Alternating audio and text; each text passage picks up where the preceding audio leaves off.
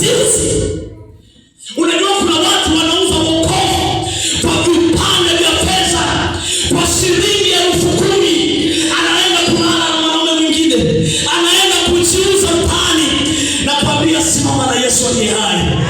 Nasema simama na Yesu aliye hai. Unanielewa? Simama na Yesu aliye hai. Unanielewa? Simama na Yesu aliye hai. Unanielewa? Simama na Yesu aliye hai.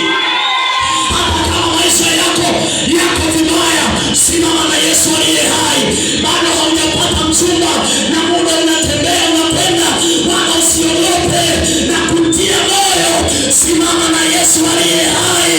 Wala usipoteze wokovu kwa pesa ya namna yoyote, wala kwa kitu chochote, wala kwa sababu ya mume wako, wala kwa sababu ya mke wako. Nasema simama na Yesu.